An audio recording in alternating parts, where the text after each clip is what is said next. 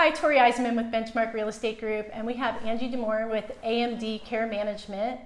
And Angie, you help a lot of families out there, whether their family members are local or not local. And let's talk a little bit about what your initial approach is with this family. So if I'm to pick up the phone and call you and say, I might just say, hey, my husband's got heart issues and I have concerns about, medication or whatever.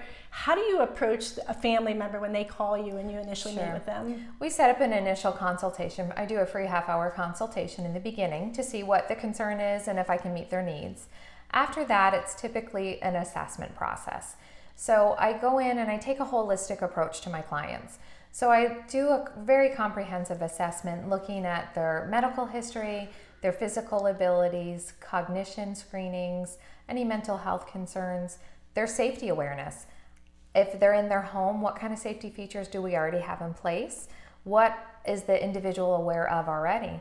As well as their activities of daily living, so their functional abilities. What can they do for themselves? Are we needing help with showering and the daily dressing, or is it more the independent activities they're having a hard time with, paying the bills, cleaning the house, driving, those type of things, as well as financial. So I'm helping them look at resources they may not realize they're entitled to. The VA aid and attendance benefit out there is one that many people don't realize. If they served one day during wartime, whether they were actually deployed or not, they just had to be in the service during the wartime, they're entitled to a specific benefit. As well as long-term care insurance. Do they have it and what they're entitled to? It doesn't necessarily mean they have to be in assisted living or long-term care. Some of those benefits can be accessed in the home. The last thing is estate planning.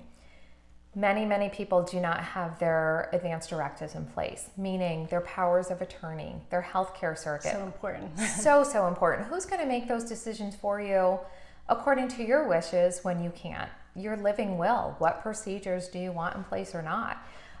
Those are extremely important, especially when you start dealing with cognition issues. So we want those determinations made. So I often work with elder law attorneys and refer people to community resources for those programs and to help. So I've talked to a few elder law attorneys and they've kind of educated me on all these programs that are out there that I had never heard of. Exactly.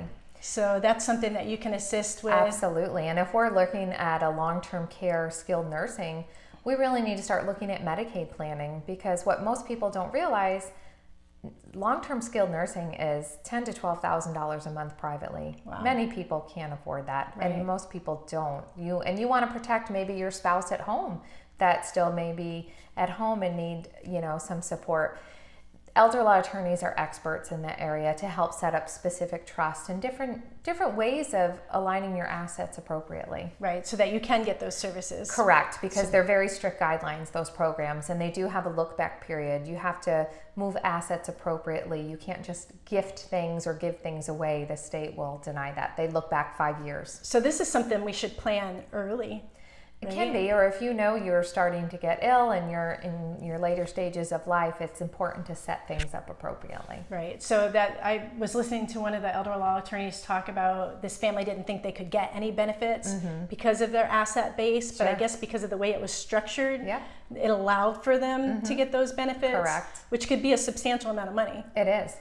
So, well, that's amazing. And so you're basically that counselor of all these different aspects of what somebody might need. Sure. And you're able to at least assess with them and ask the right questions that we may not even know to ask. Correct. And then if it's something beyond my scope, as far as example as an attorney, I refer them to community resources, and I work with different partners in the community. Right. So you've got those resources already set up with the 2 or 3 or whatever is needed, that you can give them a couple different names. Because sometimes we have personality conflicts. Absolutely. I usually give 2 or 3 different names depending on the area and what they're looking for. How long have you been in this industry? I mean, you've been working in the healthcare industry for quite some time. Since 2001.